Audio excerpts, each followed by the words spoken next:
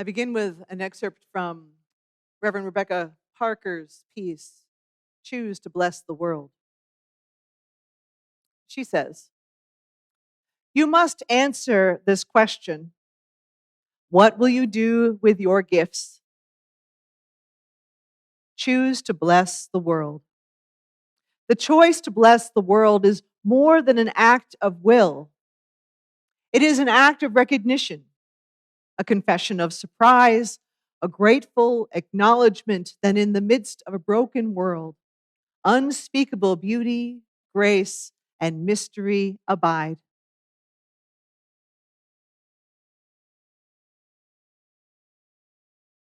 In 2024, delegates from Unitarian Universalist congregations all over the country completed the multi-year process of revising Article 2 of the Unitarian Universalist bylaws. I know you're waiting for the results, right? Woohoo! Yes, bylaws. Although for some of us, bylaws are a passion. We love you too. And we need everybody. These in particular are truly important because Article 2 is where we talk about the purpose, we talk about freedom of belief, we talk about how congregations gather, we talk about the values, what matters most, and one of the ways to articulate that out into the world and also hold it ourselves accountable to saying, this is what we say we profess, then what are we going to do about it? And one of the values that came out of that conversation was that of generosity. And with this revised articulation of values, it was a statement of here's what's important about this, here's the thing that we believe, and then a promise to here's what we're going to do with it. Here's what we're going to do. So for generosity, it says, we cultivate a spirit of gratitude and hope. We cultivate a spirit of gratitude and hope. We covenant, we promise, we covenant to freely and compassionately share our faith, our presence, and resources. Our generosity connects us to one another in relationships of interdependence and mutuality. We covenant to freely and compassionately share our faith, presence, and resources. Our generosity connects us to one another in relationships of interdependence and mutuality. We make a commitment to all that we understand that we are connected to and value, and that what we have to offer can make a difference if maybe we share it out with somebody else, with another congregation, with our neighborhood, and so on. And that we need each other in the process of that. We build each other up in the experience of that.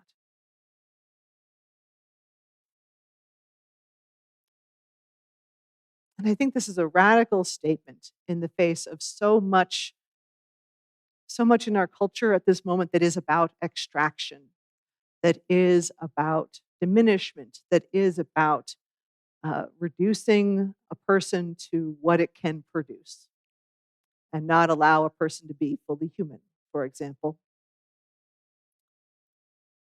Some of the themes in our conversations, in our news at this moment are a lack of trust in one another, lack of faith, an active undermining of trust in one another, that you can't count on the other person to take care of you. An active marginalizing and targeting of people who might be perceived as different, regardless of whether there's actually any difference, and so on. Yesterday, I was part of a listening session with the local community partners that included Peoria Proud, Jolt Harm Reduction, Positive Health Solutions, and Central Illinois Friends. This listening session was created by the executive leadership from Equality Illinois. They are traveling around the state to be listening to folks all over. They want to hear the concerns of folks who are lesbian, gay, bisexual, transgender, intersex, asexual plus, and allies, and how how our local experiences might impact legislation and policy in the state.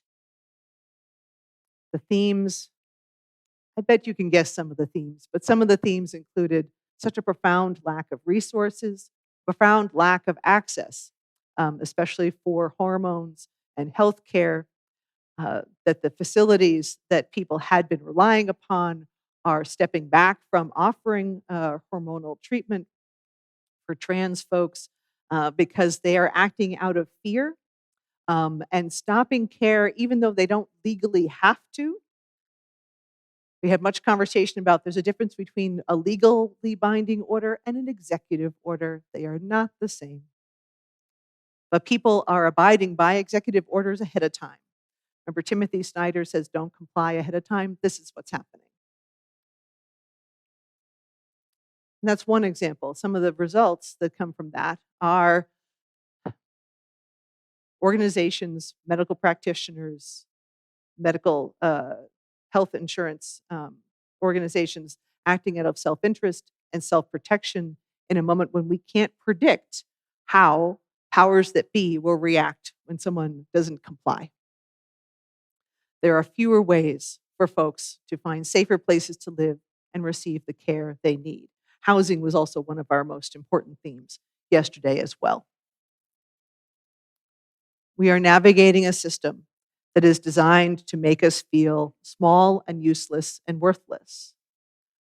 And they keep trying. Part of the making the world over in a certain image that allows for the folks who are in power to be holding the power and not let anybody else in if they can't help it.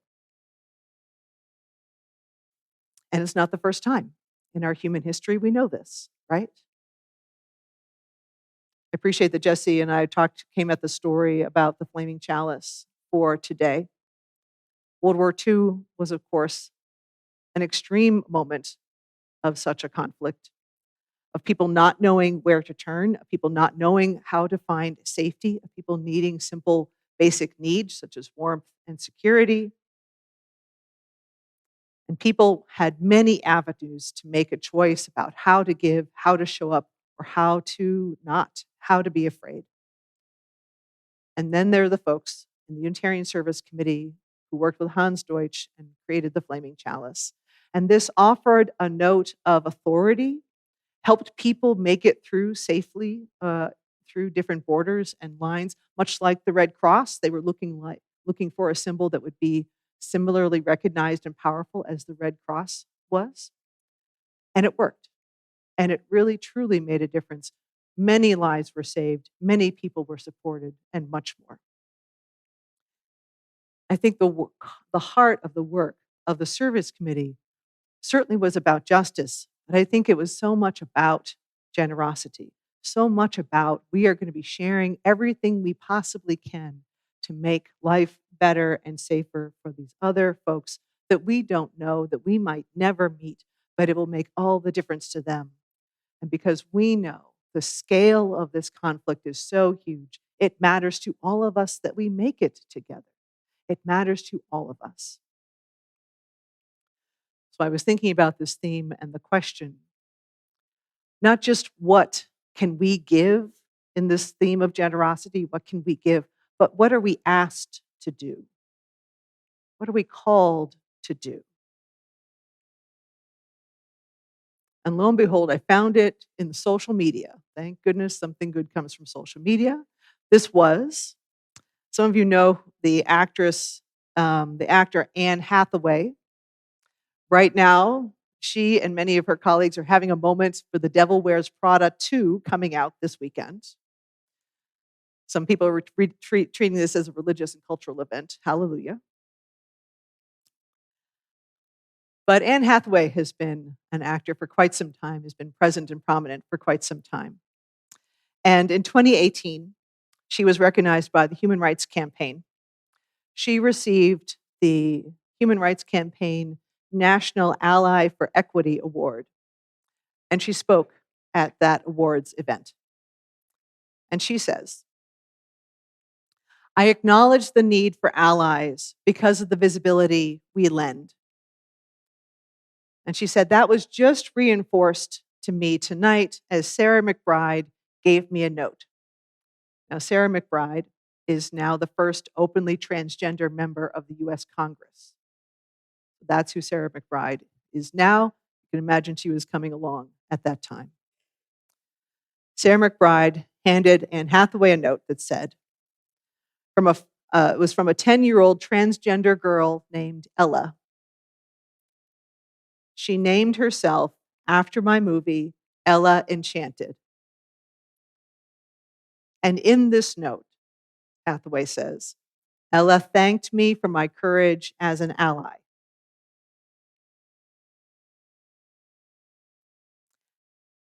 And she said, Ella, sweetie, I want to make something absolutely clear to you. It takes zero courage to love you. It takes zero courage to love you.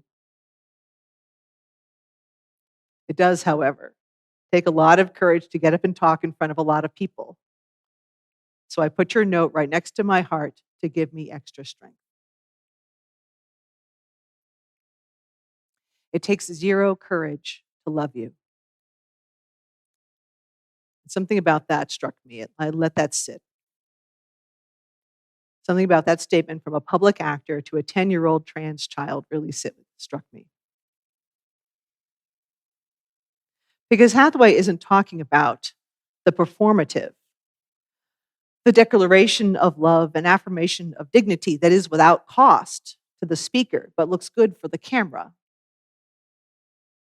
She's not talking about the performative lack of courage to say, I love you. And she isn't speaking about a statement of love that sometimes can be a fair criticism of liberal or progressive folks, a statement of love that then has no action or meaning with it. This is a statement of love that matters because it changes the frame. It operates from a very different assumption. It says that dignity, worth, and humanity and compassion are in fact not about an expense. Such a statement expresses a value that goes beyond counts and amounts. It changes the premise. This kind of action of simply saying, I love you, is not about courage. It is simply saying, I simply love. This is not to say that love never requires courage. There's some folks among us, many folks we know in our lives, many folks in the world who have been raised to separate who is worthy and who is not, who have been raised to say that some people get to be loved and some people don't because simply of who they are or what they believe or where they come from, among many reasons. And for folks who have that deeply ingrained, whether from family, whether from community, whether from politics, whether from our advertising, feeling compassion and witnessing dignity in another person, truly seeing humanity, is indeed a brave act. This is a courageous act. There certainly are moments when saying, I love you, is courageous. Because that change of frame, saying, I'm going against the theology, I'm going against my community, it shakes one's foundation, one's theology, one's culture, one's politics. When the late African-American Pentecostal pastor, Carlton Pearson, left behind a faith and a ministry with a sense of who was and wasn't a child of God, and instead had a revelation about universalism and a loving, accepting God, he lost his colleagues. He lost nearly in his entire 5,000 member church in Oklahoma. It was a powerful shift, even as he would say in the course of his life that he couldn't help but follow that path. He couldn't help but go where he found love. I bet our Universalist forebear in the early 1800s, Hosea Ballou, would say the same. He discovered universalism in the Bible and as a result was excommunicated from the church of his youth. But he knew that this was the way. There were costs, but the core value has nothing to do with measures.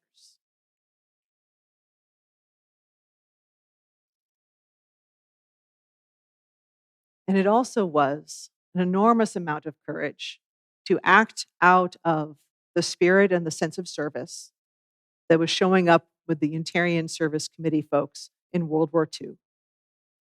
There were real consequences to helping, to serving, to providing goods and assistance. There was real consequences to being a symbol of hope. It demanded a great deal of courage in the midst of a great deal of fear. Love doesn't require courage. Love, as Anne Hathaway was talking about it, doesn't require courage. Love simply is. That undergirds everything. Love simply is, as Rebecca Parker says. The choice to bless the world is more than an act of will. It is an act of recognition, a confession of surprise, and a grateful acknowledgement that in the midst of a broken world, unspeakable beauty, grace, and mystery abide.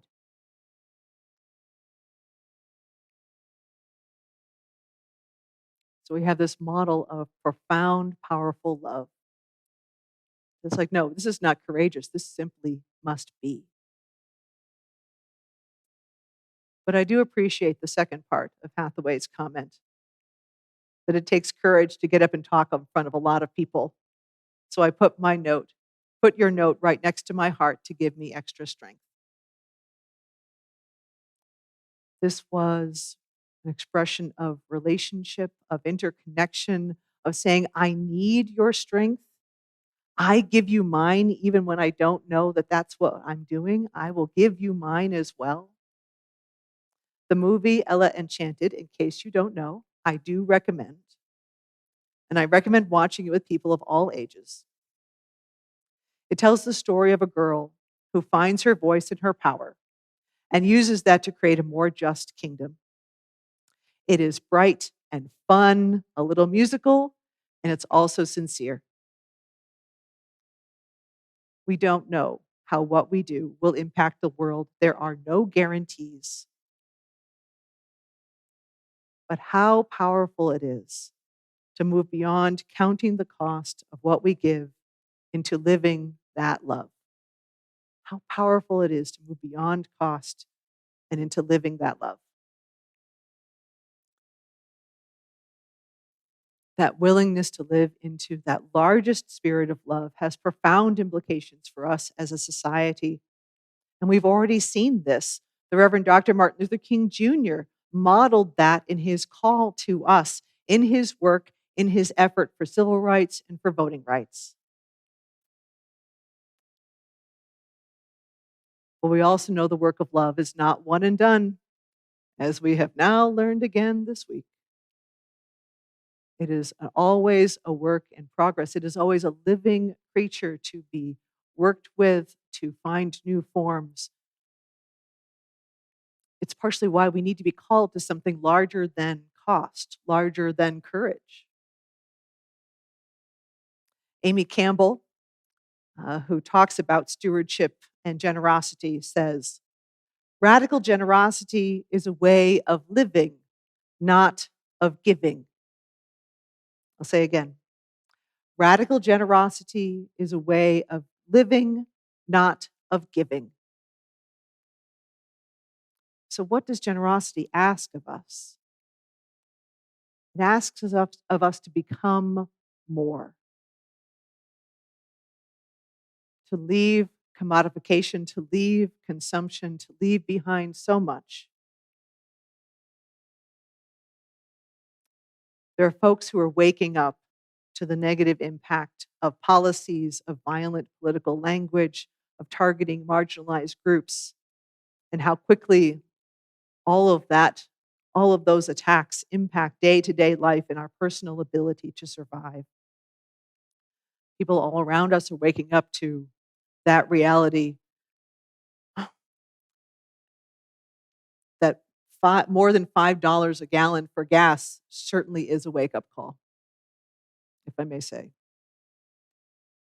We have a chance to provide a different vision. Generosity reveals a world that is expansive and inclusive and feeds the soul. Reverend Chris Jimerson from First Unitarian Church in Austin says, spiritual generosity arises when we get this strong, expansive sense of our true interconnectedness. And I believe that sense of mutuality is based, at least in part, on an understanding of our shared vulnerability. We are in this together. All of us need all of us to make it. We are asked to offer something important, that we reveal ourselves. Perhaps as simply as just being in the world, that we are simply here, and this is revelation, and this is powerful. I am here, and you are here, and there is room and nourishment for all of us, for all of us. So it's in that spirit that we claim and aspire to this value of generosity, this cultivating gratitude and hope, a commitment to freely and compassionately share our faith and presence and resources, that we are connected, that we are independent, interdependent, and that we are mutual. Let us go forth, become more, live more, and bring that abundance out into the world. Amen.